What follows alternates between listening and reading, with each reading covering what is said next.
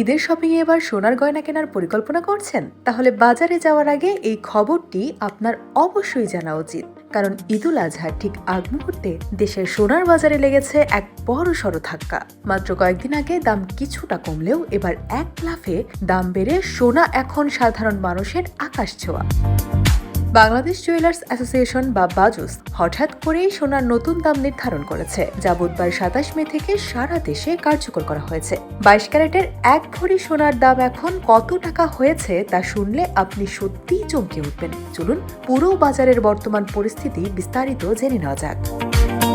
বাজুস জানিয়েছে, স্থানীয় বাজারে তেজাবি সোনা বা পিওর গোল্ডের দাম অস্বাভাবিকভাবে বৃদ্ধি পাওয়ায় বাধ্য হয়েই তারা এই নতুন মূল্য সমন্বয় করেছেন। নতুন এই সিদ্ধান্ত অনুযায়ী এখন থেকে সবচেয়ে ভালো মানের অর্থাৎ ২২ ক্যারেটের প্রতি ভরি সোনার দাম এক ধাক্কায় ২,১৫৮ টাকা বেড়ে দাঁড়িয়েছে ২,৩৮,১২১ টাকায়। শুধু ২২ ক্যারেটই নয়, এর পাশাপাশি ২১ ক্যারেটের প্রতি ভরি সোনার দাম নির্ধারণ করা হয়েছে ২,২৭,৩৩১ টাকা। যারা ১৮ ক্যারেটের আধুনিক ডিজাইনের গয়না পছন্দ করেন তাদের এখন প্রতি ভরির জন্য গুনতে হবে ১,৯৪,৮৪৭ টাকা। আর সনাতন পদ্ধতির প্রতি ভরি সোনার নতুন দাম গিয়ে ঠেকেছে ১,৫৮,৬৮৯ টাকায়। সোনার বাজারের এই আকস্মিক ওঠানামা ক্রেতাদের মধ্যে তীব্র আলোচনার জন্ম দিয়েছে।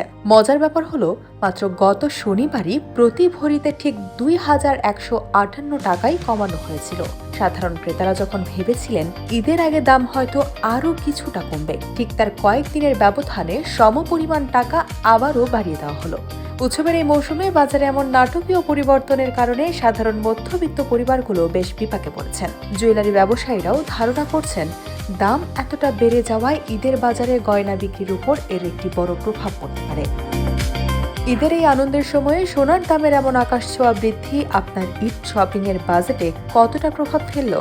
আপনি কি এই বাড়তি দামেই গয়না কেনার কথা ভাবছেন, নাকি দাম কমার জন্য আরো কিছুদিন অপেক্ষা করবেন? আপনার মূল্যবান মতামত অবশ্যই আমাদের ভিডিওর কমেন্ট বক্সে লিখে জানান।